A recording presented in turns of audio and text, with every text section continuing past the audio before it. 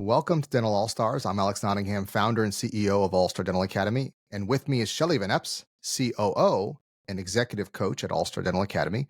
And we're talking about finding self worth. Please welcome Shelly VanEpps.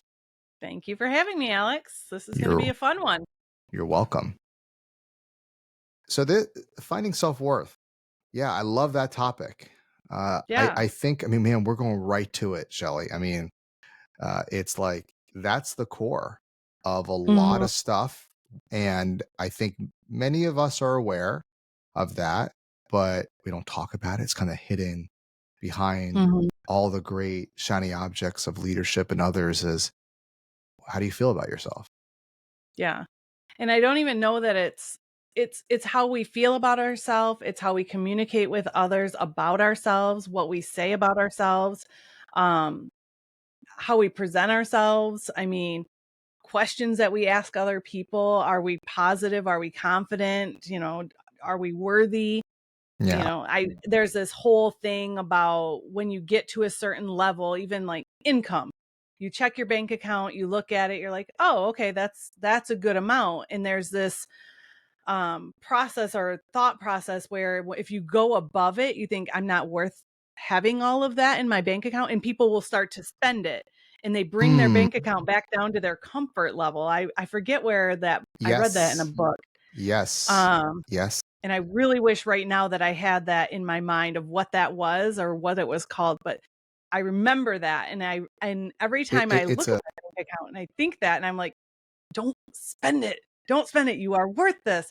And so it's one of those things. It's not just an account thing. I do use that as an example, but any opportunities that present themselves, you see people think, "Oh, I could have this new position. I could get a different car, but do I really need a new car?" Yeah, you're worth it. You're worth it. And so it's one of those things. This self-worth goes very, very deep. It goes into who you are, different childhood things start to play factors into, thought processes behind, am I going to be able to do that? My mom never did that. My dad never did that. My dad told me I can't do that or I shouldn't do that. Look at Michael Jordan, for crying out loud. He was cut from the high school basketball team. Michael Jordan. He was like, "No, I'm worth this. I'm good. I am good and I'm going to prove myself." And he just kept going. He could have very easily gotten into that and said, "My coach thinks I'm terrible. I'm done playing basketball," hung up his shoes and called it a day. But he didn't. And so I look at that and I'm like, "Okay, that's pretty cool." I mean, most people know who he is. If you don't, get out from under the rock. But it's one of those things where everybody knows that story, right? But do we do that to ourselves? Do we get one closed door, one case that didn't do the treatment and say, I guess I shouldn't do full case dentistry or full mouth dentistry. I guess I shouldn't present quadrant dentistry. I shouldn't present ideal dentistry because this person said no. That team member, I don't want to go to this particular event. Well, one team member said no, so I guess none of my team are going to go. We're not worth it. We're not going to go.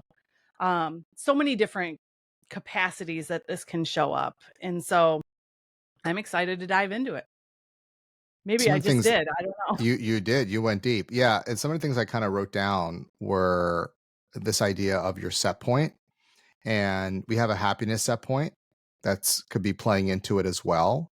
That on one hand, the research shows that if something goes bad for you, you'll eventually go back to your happiness set point. If you have a higher happiness level, you'll have that, but you'll eventually go down to your set point. I think we also have a set point of spending, of self-worth.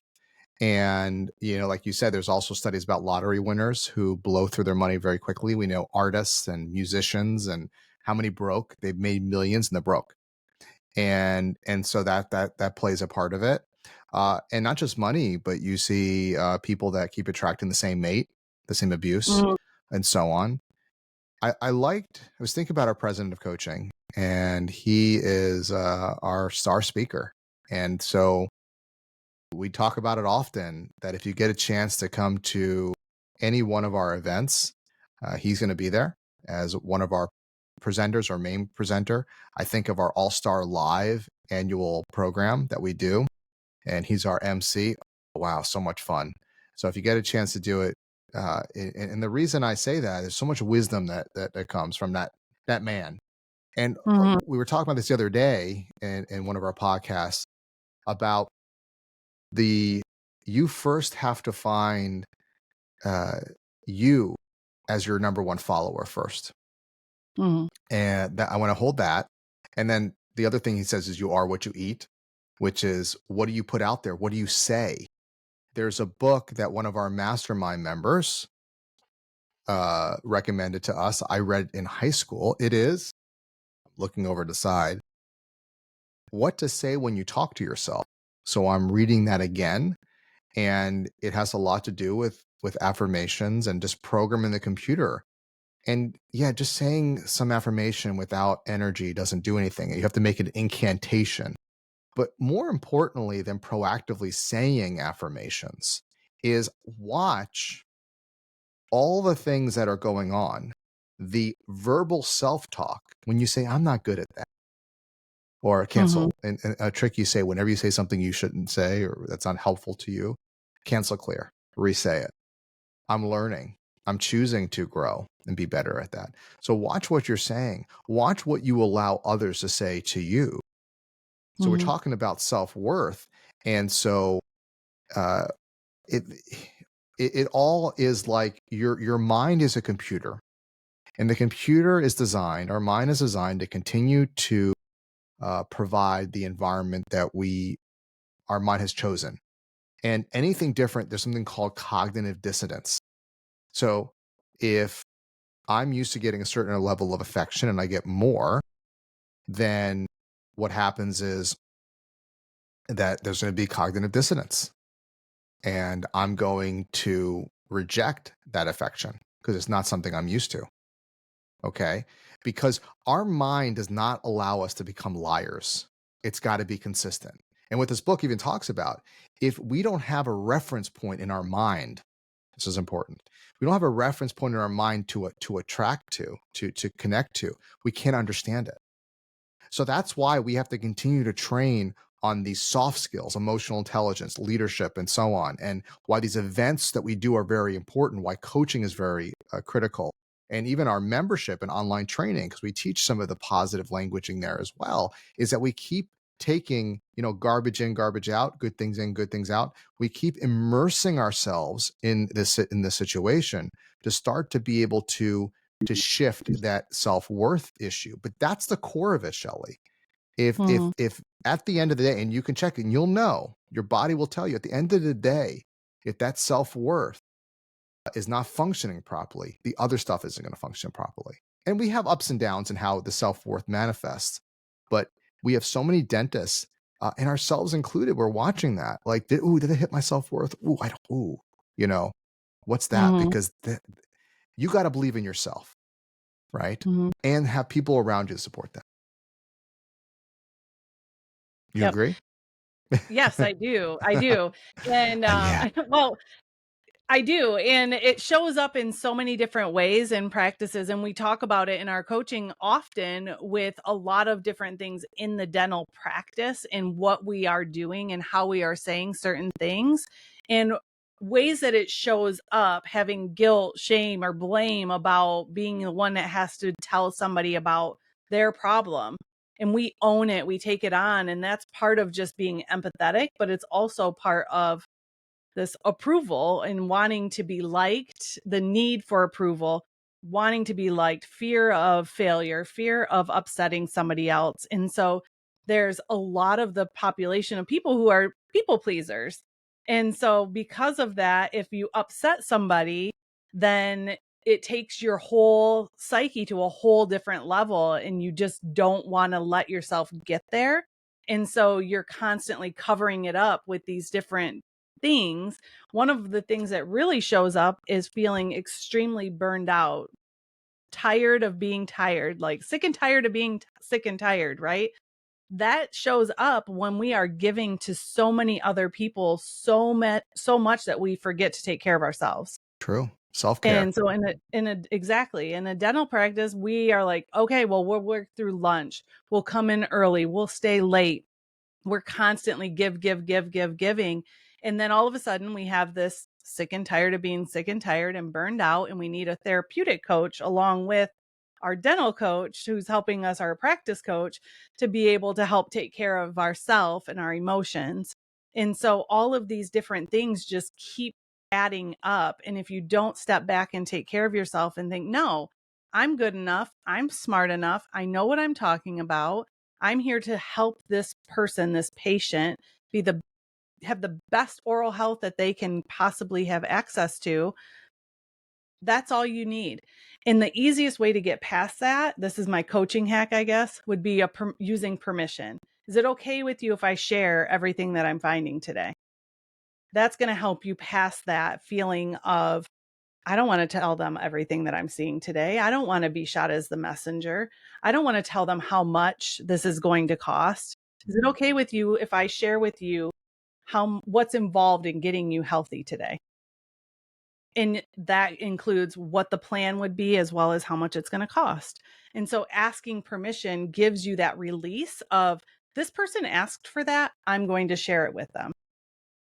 That makes sense. You, Yeah, it's interesting. You didn't complete the statement. I'm good enough. I'm smart enough. And and gosh gosh darn it, darn people like me. You didn't finish it, but you got halfway I there. didn't. 2/3. Okay. Yes. Um, there's a great line that Brian Tracy says, "You wanna be independent of the good opinion of others." And I like how he says it, the good opinion, not even just a bad opinion, because and I'm sure that both, you wanna be independent of the good and bad opinion of others. And so, I mean, that's the ultimate, is where you can operate in this world with freedom. You can choose what you want to create. You can choose, and we have to watch. What do we? When we're in a good mood, right? Write down what it is that life you would like to be. Where do you feel most open? If you like misery, keep creating misery. More power to you. I'm not going to judge. And some people have a certain level of some people like more affection, some people don't like, some people more words of whatever their love language might be. That might be a whole nother podcast. um, so I think that's critical. And then this idea of self-care, oh, I don't Mhm. have time, or this happened. You have to prioritize yourself. Nobody's going to do it for you. Exactly. And like anything else, nobody's going to do it for you. You have to do it. So let me ask you this. Our title is called Finding Self-Worth. How do we find self-worth? I part of it that in my mind is surrounding yourself with other people who are also positive. If you surround yourself seeking people who are positive, if you surround yourself with people who are constantly putting themselves down, putting you down, putting others down, that's what you're surrounding yourself with, that environment. That's what you're going to get. What you seek is what you take in. What you surround yourself is who you become. And so if you find other people, you first have to say, okay, these are my people. There are a lot of family members maybe who you are thinking, I'd prefer to just separate. Like it's good at holidays, it's good to see them once in a while, but I'm not going to spend all of my time with them. There's probably a reason. At the same time, you may have a friend, somebody who you were really close with at one point, and all of a sudden something changes and you think, I don't think I really want to surround myself with that person anymore. There's this power of influence that happens in groups. And so if you are surrounding yourself with negative environments and negative people, that power of influence of negativity is going to take over. And the same thing happens when you surround yourself with positive. When you're around a lot of positive people, it is very difficult to be a negative person in a positive environment because they will shut you down real quick. And so that's a huge thing. If you see that in your practice, in your life, at home, shutting that down is key. You've got to be the leader of it and then also surround yourself with it. I love that, what you said. And I wrote down internal and external. I think Mhm. that you have to surround yourself, the external, by people that you like to emulate. I say it, and again, I think part of you likes it, part is like enough already.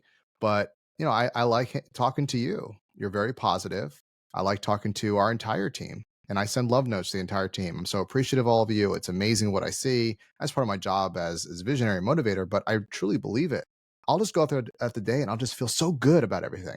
Like, wow, and it feels nice. And then I use that and I reflect it to the team and they get all excited and then they go, we love All Star too, and it becomes this like kind of ongoing energy. And it's a vibration. It's you have the law of attraction, this idea of everybody's vibrating at the same tempo. And so, and then you look with teams, like to some extent, you can bring some of the negative people along. They start to change their vibration.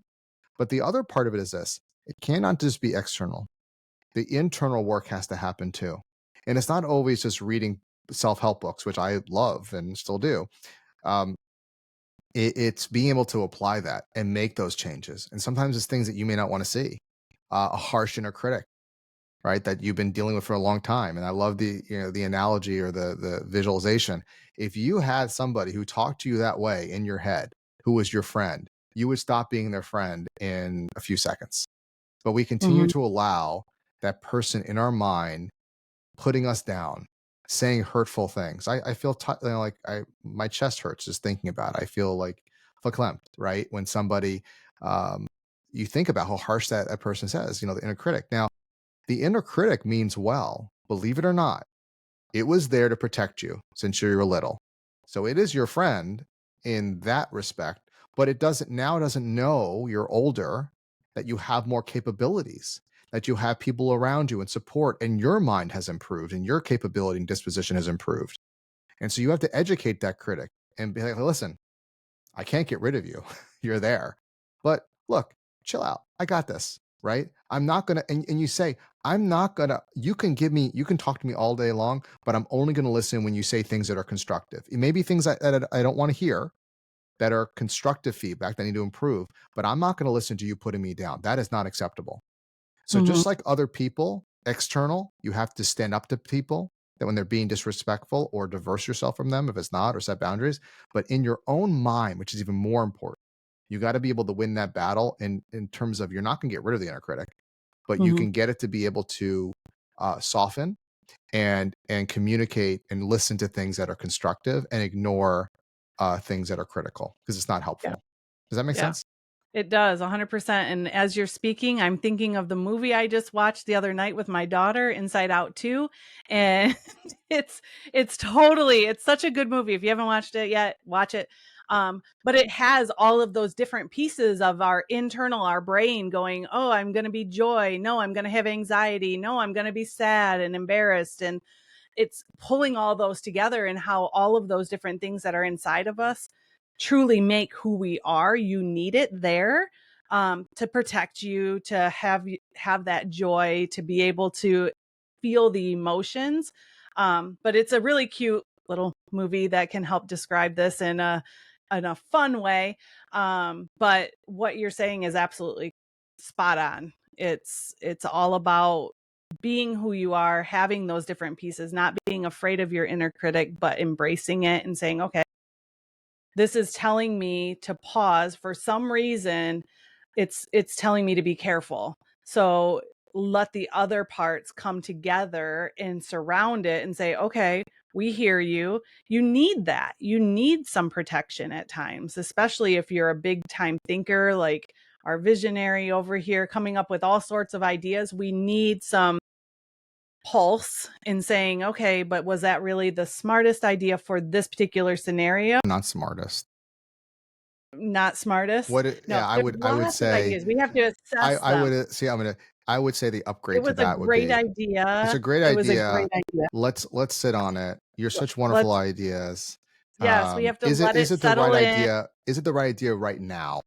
Exactly. That's what I was gonna say. Right now, is that the best move right now, or Because should we every table idea that that I and do it? have, It's all good. that's It's right. all Every good. idea I It's all have is good. smart. And no, no, It is. and it's funny because we joke about this, and you're probably listening saying, that's silly. Why are you going to say that to your brain doesn't know, even when you're joking. We have to be careful about even joking. Like say, I'm not good at that. We say that, or "Oh, she's so much smarter than me." You can get away with it a little bit, but you got to be careful because you're still sending programs to the computer. You can say, I am smart and she is smart too. And she, and I admire her. Nothing wrong with that. But don't put yourself down. Even joking, be careful because it's funny. And sometimes it's okay to deprecate, I guess, to some degree, but too much of it, your system is taking it in. A little bit, your Yeah. system can handle it. But if you keep saying that over and over, I'm not good at that, or cancel clear or something else, your mind will get it. And this is not woo-woo stuff. It's like anything else. Nobody would disagree. You had parents that told you couldn't do it since you were a kid, and that stopped people. We would all say, "Yeah, that makes sense. I don't disagree with that." People have overcome it, but if you keep saying it over and over again, don't you think that that's going to have an effect on your programming? Mhm. Yeah, absolutely.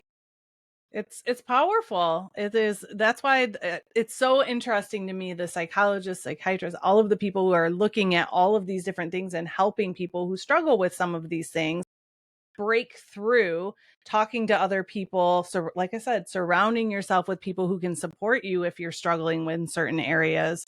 Um, it makes a big difference in who you are in your personal life, but also in your professional life. And I know we're a dental podcast where we're working with dentists primarily, but I would hope that others listening to this would get something out of it as well, because this is not dentistry specific. This is No, life. This is life. And absolutely. it's about being a positive person and not putting yourself down, um, and enjoying that and being proud of who you are, even if it's not your strength. Computers, not my strength. Alex, you are better at computers than me. I get that. I'm not going to say I can't do it. It's going to take me a long time to get there. And it might be best if you I'm going to assist upgrade. I'm me. going to upgrade all of that. Upgrade it That's all. Will called you? what are the I took a program on conscious language. They call that babble, what you just said. Not to Okay. push you down, but the what they would say is that, yeah, I admire your skills, Alex, in computers, and I look forward to learning and becoming even better at it. How does that There make you you go. feel?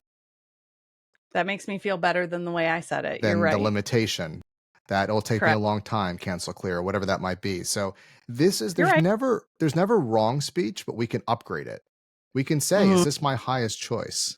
And at first, it's funny when we deprecate because there's a little part, what loves deprecation? That inner critic. Ooh, when you kick your ass, pardon the French, or somebody else, probably more yourself, it loves the violence that you give to yourself. It goes, yeah, because you are a piece of so and so. There you go. Keep doing it. It loves it. No, that's not compassionate. I wouldn't do that to you. Why do it to myself? So I mean, this is the part of the self-worth. And I'll tell you this, it's very interesting. And Shelly, you can attest, in our groups and coaching and mastermind and the live events, when we get a chance to know people deeply, they Mhm. talk about this. We talk about it because we're humans and we're all going through this process, myself included. Shelly, maybe you too. I don't know, but Yeah. we all do, right? And so I think that's the process there. I like to do this. I'm going to skip the coaching hack because we covered so much great stuff here, and I don't want to. Um, I like it. I love what we did. I love it. Love, like, care. I It's am. All these are great. amazing. It was the Choose. best podcast we've ever Oh, done. the best in the world. They're all wonderful. And Yes. so I want to tell you about a few things that are going on at All Star, and I'd like you to chime in here, Shelly. I would say that, of course, become a member. You can learn about that. You can go watch our webinar, allstardentalacademy.com/webinar. We have our online training program, some really inspiring videos, and a lot of bonuses to our membership. It's just like it pays for itself like 200 times over every year. Not two. That's a lot. Yeah, probably close to that. But I was going to say 20, but 20 to 200. Okay.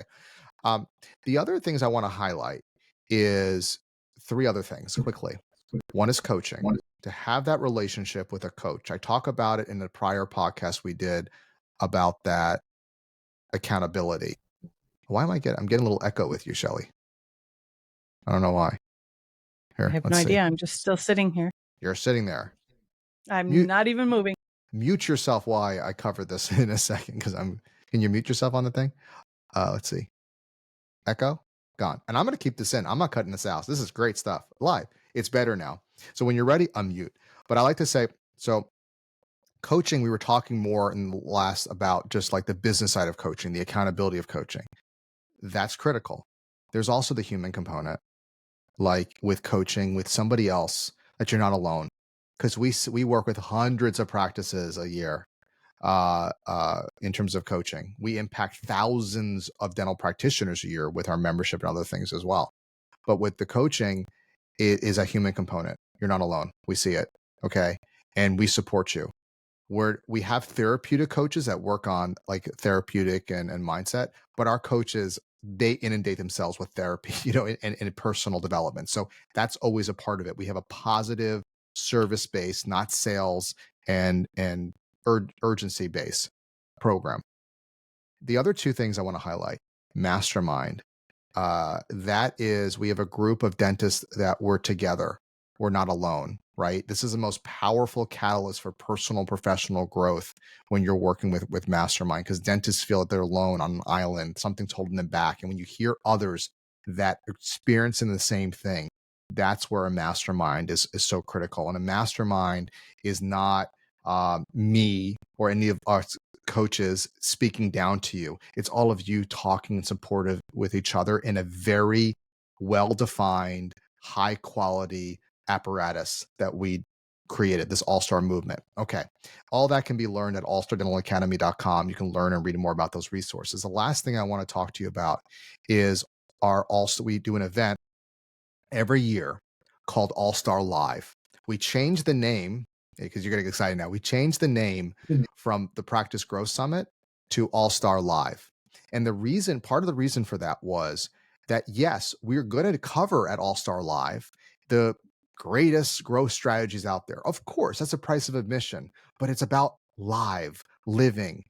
Right? You like that. Yes. And here we're elevating your team's culture, the energy, when I say the top dentists, top 3% of dentists, it's not that we're so great, which we are, but it's more about the people that have saying, I want the most out of life, a great business, and I want to live in a great life where I'm inspired and my team is inspired. So this is a program you're going to learn a lot.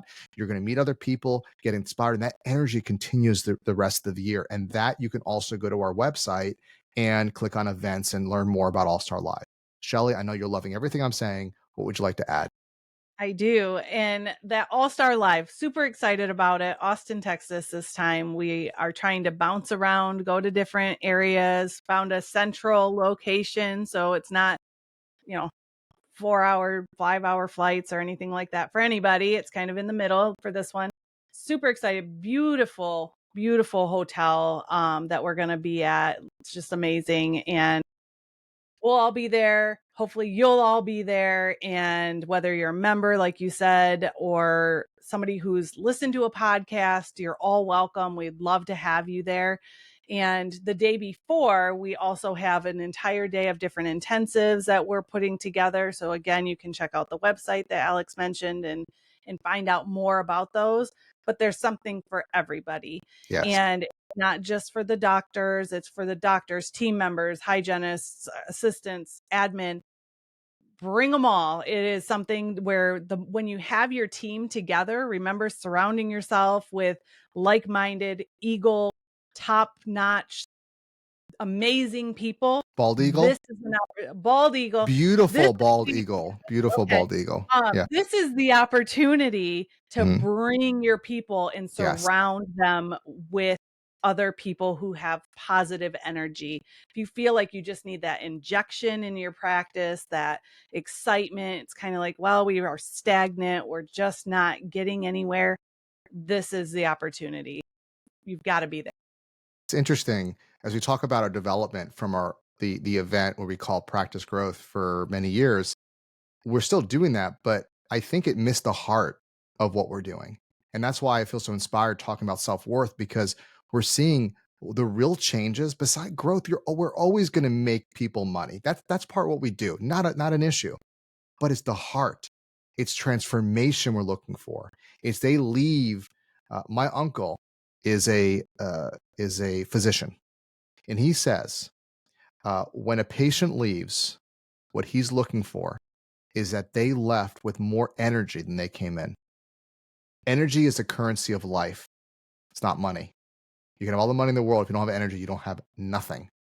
Okay. Love that. So when you leave this program, you feel more energized, engaged, your team, and not just rah rah, but it's a community. It doesn't have to be over the top nonsense. You feel connected to sort, and that's what it's all about. That's what All Star Live is about. And it's not just us facilitating; it's all of you that make it great. So go to allstardentalacademy.com. You can learn about all these modalities. And if you're like, wow, that's a lot, reach out, email, call us, and we're happy to talk to you. Our COO will talk to you. Our co-owner Heather will talk to you. Our VP of training. So we take care. We just love this stuff, and even if we didn't get paid for it or money, whatever, we still do. We love it. It's great. It's our passion, and I think that's what we're all going to come from as well. So Shelly VanEpps, executive coach, COO of All Star Dental Academy. What a joy to have you. And that's what I It's love always do. fun. It's I always fun. love with the podcast. It's kind of like, and I want people to get a sense of this, because this is why podcasts are fun, is it's just real. Like, we're just having a conversation. Like, we would have this conversation just, we talked before, after all that, but we have to have some coherency and not jibber jabber too long for the listener. But I want you to get a sense of, these are the conversations that we have with each other, and continue to find and build our self-worth. So thank you again. And remember to follow us on Apple Podcasts, Spotify, and YouTube, as always, and share with your friends so we get all the great episodes. And until next time, go out there and be an all-star.